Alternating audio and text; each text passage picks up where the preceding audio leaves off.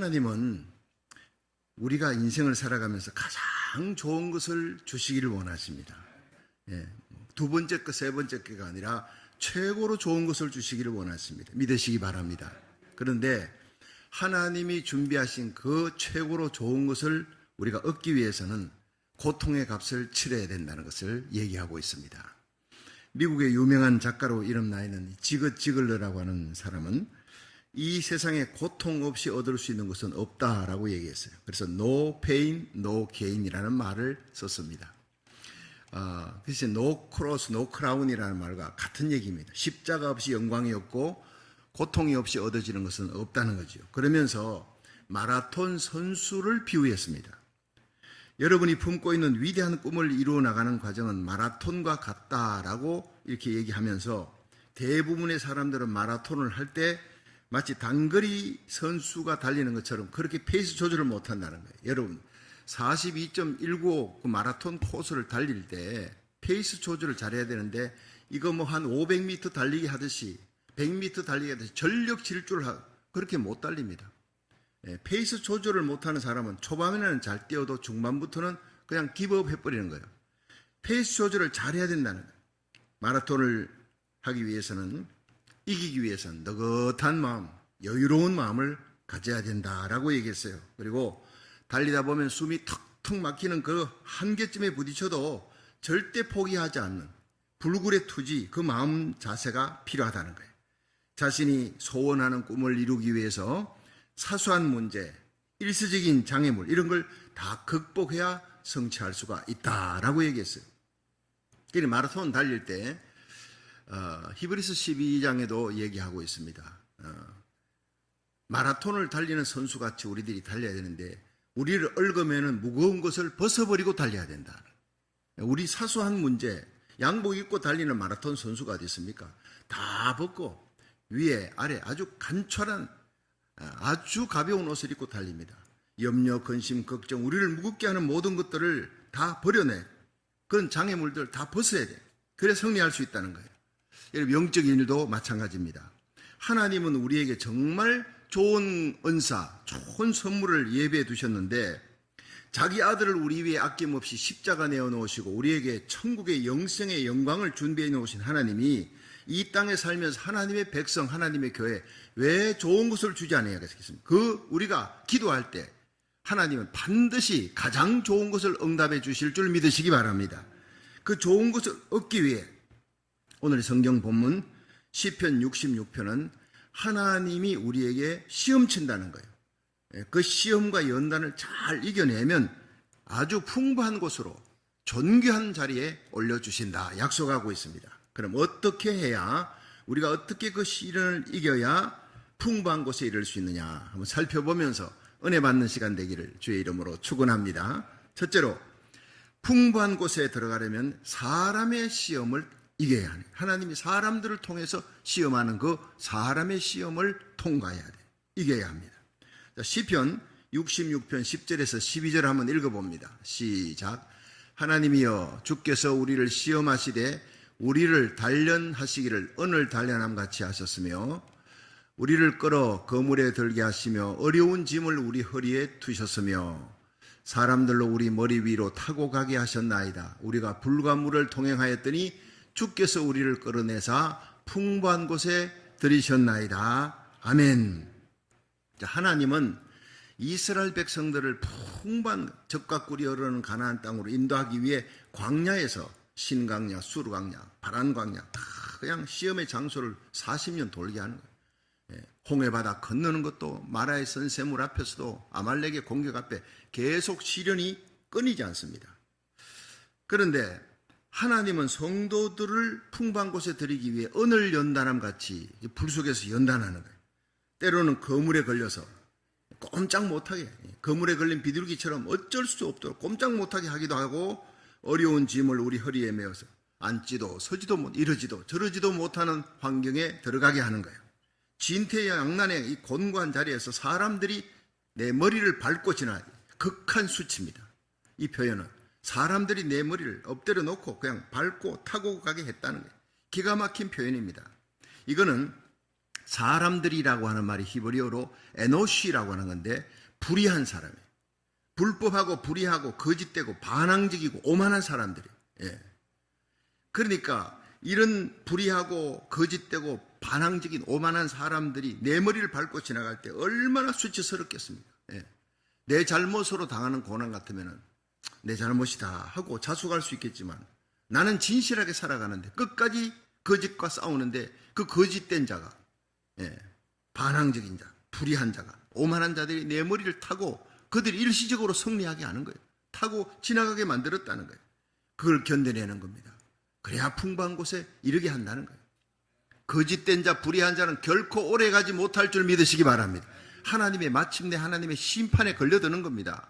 우리가 진실하게 살면 끝까지 믿음의 주여 온전케 하시는 예수님만 바라보면 마지막 승리자는 진실한 자의 편에 하나님이 서실 줄로 믿으시기 바랍니다. 온 세상이 예수님을 십자가에 못 박았잖아요. 바리새인, 사두개인들, 장로들, 빌라도가, 헤롯이 못 박았잖아요. 그들이 승리한 것 같잖아요. 그러나 제3일이 있습니다. 제3일에 하나님께서 예수님을 죽음에서 살려내신 줄로 믿으시기 바랍니다. 우리 기독교는 부활의 종교예요. 진실하게 살고 거짓과 싸우며 살고 피 흘리기까지. 여러분, 불의와 싸우면 마침내 우리에게는 부활이 있고 영광의 풍성한 곳으로, 풍부한 곳으로 하나님이 드리게 하시고 존귀하게 우리와 우리 자녀들을, 우리 교회를 존귀하게 세워줄 줄로 믿으시기 바랍니다. 다윗은 사울왕에 의해서 수없이 죽을 고비를 넘겼습니다. 도망다녀야 했습니다. 억울하잖아요. 잘못한 것도 없으면서 사울왕의 시기와 질투 때문에. 근데 다윗만 고생하는 게 아니라 다윗의 가족도 다 고생하는 거예요. 다 함께 피난살이 해야 돼요. 예. 그리고 다윗을 도와주거나 숨겨주거나 하면 그 사람들 다 사울왕은 죽여버렸어요. 제사장들이라도요, 다 죽여버렸어요. 얼마나 악한 자인지. 어디로 가든지 다윗은 요즘 말로 하면 다 포스도 붙여놓고 방을 붙여놓고 그냥 현상수배범이 됐습니다. 혐오의 대상이 됐다는 거예요. 숨을 곳이 없어요. 이스라엘 땅에 숨을 곳이 없어서 그랄 땅 블레셋에까지 가서 도망을 쳐야 했어요. 미친 사람 취급을 받아야 했어요. 그 모든 과정을 하나님이 거쳐야 너는 왕의 자리에 설 수 있다는 거예요. 풍부한 곳에 이르기 위해 그 수치와 수모를 당해야 된다는 거예요.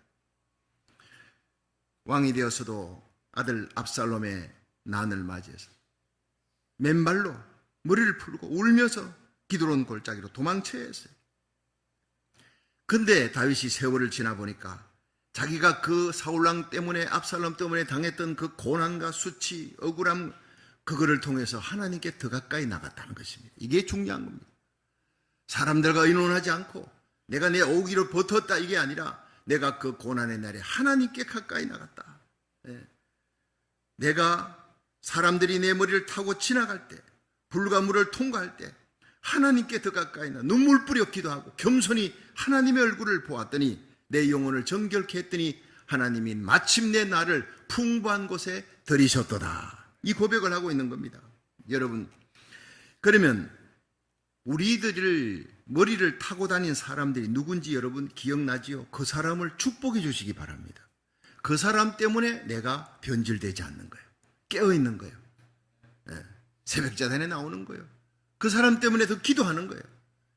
기도해도 그냥 기도가 아니라 눈물을 쏟는 기도, 하나님이 가장 기뻐하시고 가장 빨리 응답하는 그런 기도가 나오는 거예요.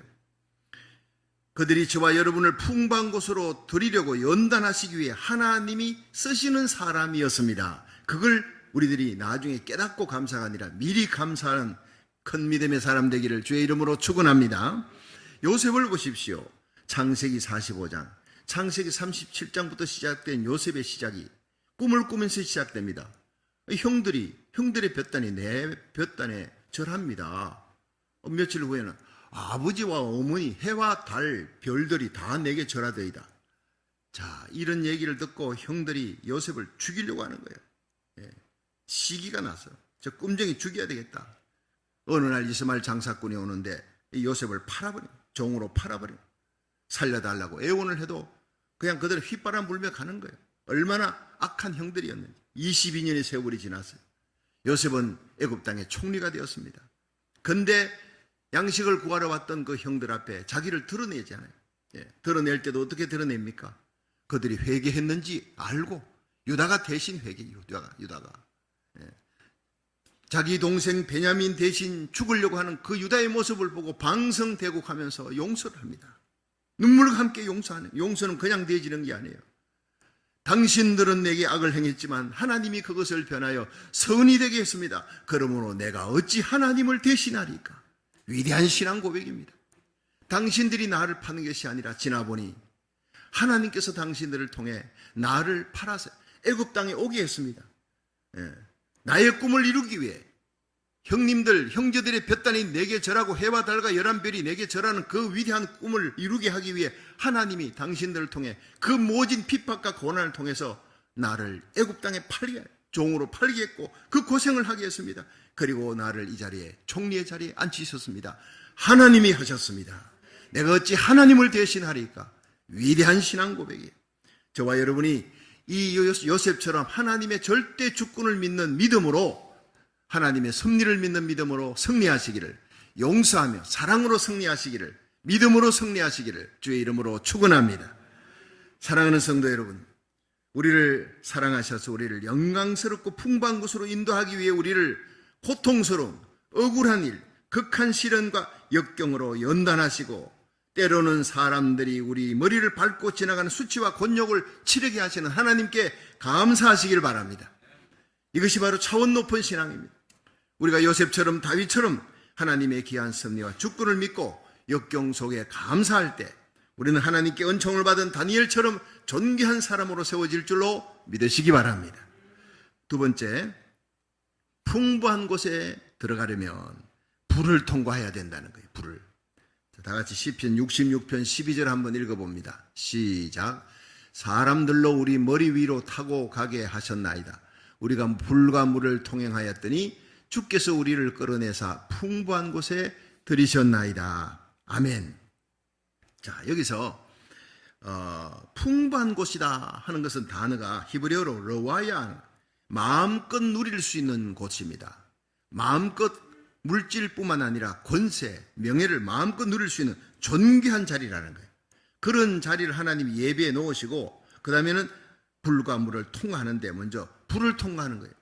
이게 뭡니까? 불같은 시험 많으나 겁내지 맙시다. 찬송이 있잖아요. 시험입니다. 불같은 뜨거운 시험이에요. 감당기 어려운 시험이에요. 불 속을 통과하는 거예요. 베드로전서 1장 6절에 보면 그러므로 너희가 이제 여러 가지 시험을 인하여 잠깐 근심하게 되지 않을 수 없으나 오히려 크게 기뻐하도다. 너희 믿음의 시련이 불로 연단하여도 없어질 금보다 더 귀하여 예수 그리스도 나타나실 때 칭찬과 영광과 존귀를 얻게 하려 함이라. 할렐루야. 불로 연단하여도 없어질 금보다 더 귀하다. 이 금은 불로 연단하거든요. 모든 찌꺼기들 불순물 다 제거하고 순금을 만듭니다. 우리에게 있는 찌꺼기들, 그래도 내가 믿음 생활 잘한다고 생각하지만 하나님 앞에 불순물들이 있습니다. 거짓이 있고 교만이 있고 세상 기쁨이 있고 이런 것들 다 그냥 걸러내기 위해서 불이 필요하다는 거예요. 아직도 내 자랑이 있습니다. 불이 필요하다는, 겸손하게 만들기 위해, 낮추기 위해.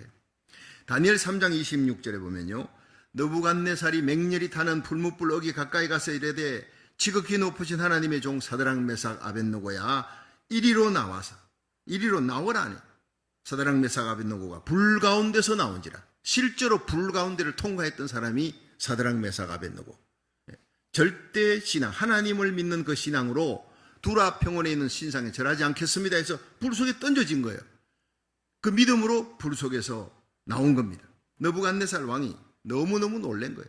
3명을 던졌는데 그 뛰어다니는 건 4명이잖아요. 네 번째는 누굽니까? 신의 아들의 형상이다. 바로 예수님입니다. 구약의 선지한 예수님입니다. 여러분, 예수님이 우리를 위해 십자가에 달려 죽으시고 우리의 모든 죄를 대속하시고 살아나시고 천국문을 열고 영원한 천국을 준비하신 예수님이 여러분 지금도 선한 목자가 되어 저와 여러분, 우리 자녀들, 우리의 삶을 친히 다스리고 보호하시고 인도하시는 줄 믿으시기 바랍니다. 근데 안 보이잖아요. 그렇죠? 안 보이잖아요. 그런데 기도하면 그 예수님이 꼭 응답 주시는 거예요. 지금까지 너희가 내 이름으로 아무것도 구하지 아니했으나 구하라. 그리하면 받으리니 너희 기쁨이 충만하리라. 그 기쁨이 뭡니까? 아, 주님이 지금 나와 함께 계시는구나. 나를 위해 죽으시고 부활하신 예수님이 우리 가정의 선한 목자가 되어 다스리고 계시는구나. 이것만큼 기쁜 것이 없습니다. 기도해서 응답받으시기를 주의 이름으로 축원합니다. 자기 아들 우리 위에 아낌없이 내어놓으신 하나님이 어찌 그 아들과 함께 너희 모든 구하는 것을 들어주지 않겠느냐, 은사로 주지 아니하시겠느냐 믿으시기를 바랍니다. 하나님을 사랑하는 자들이 하나님의 사랑을 입으며 하나님을 간절히 찾는 자 하나님 만나주시리라.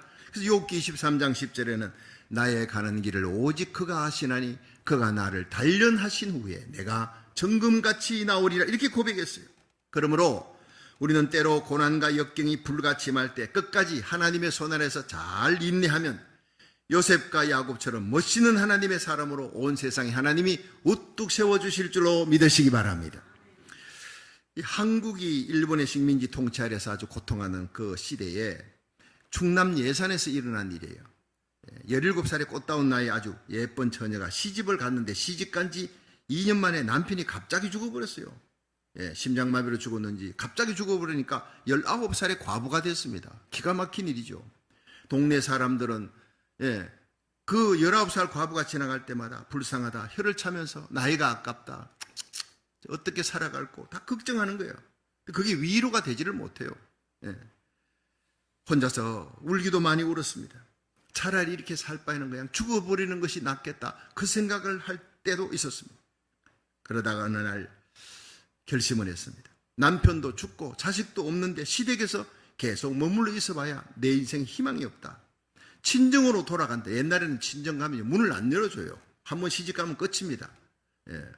그런데 친정에 간들 무슨 소용이 있냐, 쫓겨나는데 내가 새로운 인생을 개척해야 되겠다. 그렇게 결단하고 마음을 다잡아먹고 이 거울 앞에 앉아서 그 긴 머리를 싹둑싹둑 다 잘라버려요. 여자가 머리 딱 자를 때는요 완전 죽기로 결단하는 겁니다. 뭘 새로운 일을 하기로 결단했다는. 그리고는 완행열차에 몸을 싣고 서울을 향했어요.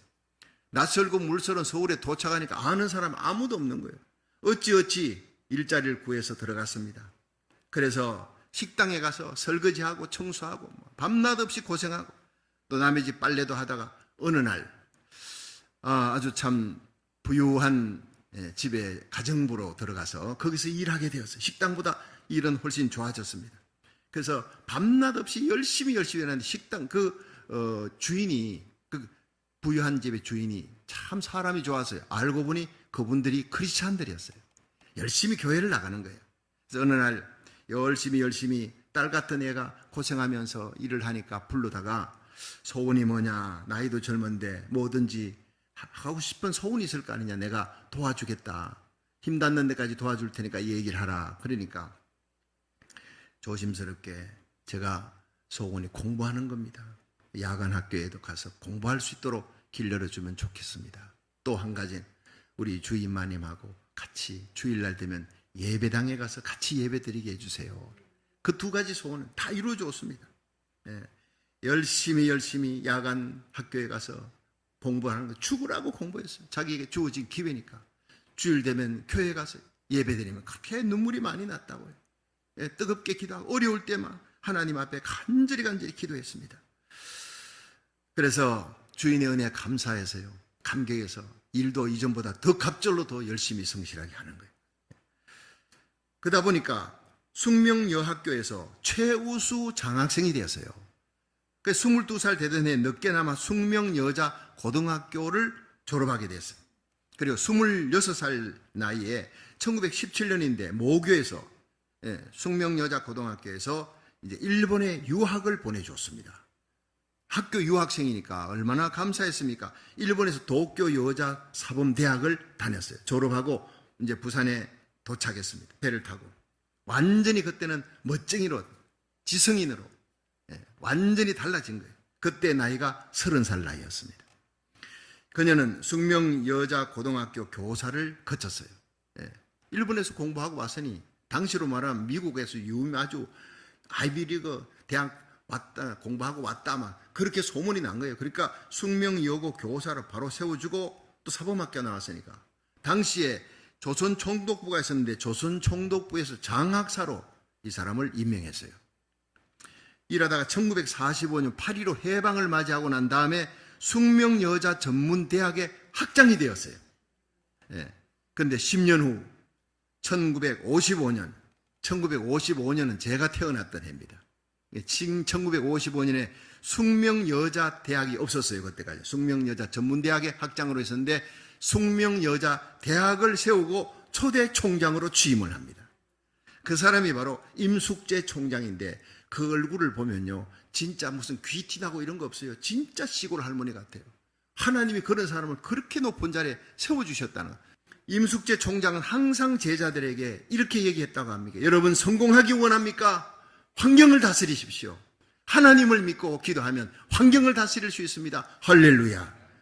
그 입에서 하나님을 높이는 거예요. 여러분, 성공하기 원합니까? 하나님을 믿고 기도하고 환경을 이길 수 있는 힘은 하나님이 주시는 것입니다. 여러분, 온도계 신자가 되지 말고 온도 조절기 신자가 되십시다. 유명한 얘기입니다. 온도계는요, 환경 따라 움직이는 거예요, 도수가. 그러나 온도 조절기는 조절 딱 해놓으면, 호텔 방에 가서 온도 조절 딱 해놓으면 그 온도가 맞춰지는 거예요. 여러분, 세상 탓하지 마시고 우리 때문에 세상이 변화될 수 있는 온도 조절기 신자가 되기를 주의 이름으로 축원합니다. 여러분, 하나님은 하나님을 사랑하는 백성에게 가장 좋은 환경과 여건을 주시지 않습니다. 고난과 역경, 고통스러운 환경, 대적들이 많은 환경에서 하나님께서 그 대적들과 싸우면서 불같은 연단을 통해 인내하면서 하나님께서 강하게 만드는 거예요. 여러분, 이스라엘 보십시오. 하나님이 사랑하는 민족입니다. 주위에 온통 대적들로 둘러싸여 있어요. 한쪽은 지중해 바다예요. 여러분, 대한민국 보십시오. 이스라엘하고 그렇게 닮았어요. 삼면은 바다입니다. 위는 북한입니다. 중국입니다. 소련입니다. 밑에는 일본입니다. 사방에 도울 자가 없도록 만들어 오직 하나님만 의지하도록 만든 게 지구상에서 가장 지리적으로 봐도요, 대한민국과 이스라엘입니다. 아주 닮았어요. 여러분, 때로는 사방에 날 도와줄 자가 아무도 없도록 만드신 분이 누구냐? 하나님이십니다. 대적들로 둘러싸이게 만들고 억울한 일 당하게 만들고 내가 진실하고 의롭게 하나님 뜻대로 살기 원하는데 거짓된 자가 승리하는 것 같아요. 여러분, 거짓된 자, 불의한 자의 승리는 잠깐 승리입니다. 나를 연단해서 더 겸손하게, 더 기도하는 사람으로 만들게 하기 위한 하나님의 뜻입니다. 여러분, 때가 되면 요셉을 높이듯이, 다니엘을 높이듯이, 사드락 메삭 아벳느고를 높이듯이 저와 여러분이 진실한 길, 바른 길 가면 반드시 우리와 우리 자녀들을 높이시는 하나님, 풍부한 곳에 존귀한 자리에 들이시는 하나님을 믿으시기 바랍니다. 마지막 세 번째, 풍부한 곳에 들어가려면 물을 통과해야 된다라고 말씀하고 있어요. 시편 66편 12절 다시 한번 읽습니다. 시작. 사람들로 우리 머리 위로 타고 가게 하셨나이다. 우리가 불과 물을 통행하였더니 주께서 우리를 끌어내사 풍부한 곳에 들이셨나이다. 아멘. 자, 이 물도 역시 고난의 환경이지요. 그래서 이사야 43장 1절에 보면 야곱아, 내가 너를 지명하여 불렀나니 너는 내 것이라. 네가 물 가운데로 지날 때 물이 너를 삼키지 못할 것이다. 침몰치 못할 것이다. 불 가운데로 지날 때 불이 너를 태우지 못할 것이다. 내가 너를 존귀하게 여기기 때문이다. 그렇게 기록되고 있는 이사야 43장에. 여러분, 그 불과 물이 뭡니까? 불은 시험입니다. 극렬한 시험, 고통의 시험인데 물은 많은 사람들이 애워싸고 있는 대적들입니다. 이스라엘 백성들이 실제로 물을 통과한 사람이 누굽니까? 불을 통과한 사람은 사드락 메삭 아벳느고예요. 실제로 물을 통과한 사람은 홍해 바다를 통과하면서 하나님이 구원의 역사를 본 사람들이 모세와 이스라엘 백성들이에요. 여러분, 하나님께서 바로가 애굽의 마병을 다 총동원해서 이스라엘 백성 잡아오려고 달려오잖아요. 추격해 올 때 하나님께서 모세에게 내 손을 내밀어라. 지팡이 잡은 손을 내밀으라. 내미니까 순종하니까 하나님의 동풍이 불어서 홍해 바다가 쫙 갈라지는 거예요. 여러분, 어떤 고난과 역경 속에서도 하나님 앞에 말씀에 순종하며 살아가시기를 주의 이름으로 축원합니다. 끝까지 진실하게, 끝까지 십자가 부여잡고 끝까지 거짓과 싸우며 불의와 싸우며 이 세상과 죄악과 마귀 권세와 싸우는 믿음의 사람, 성결한 사람, 거룩한 하나님의 사람 되기를 주의 이름으로 축원합니다. 그러면 하나님께서 모세와 이스라엘 백성을 건지듯이 물 가운데로 지나가게 하는 거예요. 불 가운데서도 건져주는 거예요. 시편 66편 12절 오늘 본문에 우리가 불과 물을 통행하였더니 주께서 우리를 끌어내사 풍부한 곳에 들이셨나이다. 여기 중요한 것이 주께서 우리를 끌어내사입니다. 여러분, 내가 아무리 고난의 환경에서 거룩하게 진실하게 살고 하나님 앞에 기도해도 하나님의 응답이 없다면, 하나님의 손길이 없다면 불쌍한 인생이 되는 거예요. 그런데 하나님께서 우리를 불 가운데서 끌어내셨어요. 물 가운데서 끌어내셨습니다.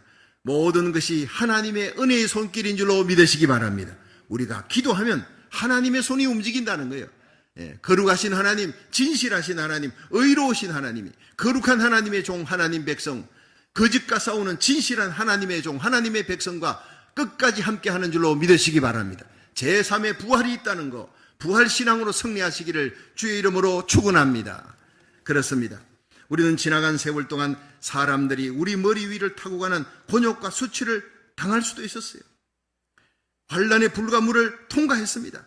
그 모든 시련과 역경 가운데 우리를 연단하셔서 어떤 상황에서도 사람 의지하지 않고 여호와 하나님만 의지하게 하신 거, 이거 하나님의 은혜인 줄로 믿으시기 바랍니다. 그 역경과 고난 가운데 포기하거나 도망치지 아니하고 끝까지 그것을 이기도록 하나님께 기도하는 거, 그리고 하나님의 뜻에 순종함으로 더욱 풍부한 곳에 들이시는 하나님의 영광을 드러낼 수 있는, 하나님의 뜻을 쫓아 하나님의 놀라운 사랑과 승리를 찬송하는 저와 여러분이 되기를 주의 이름으로 축원합니다.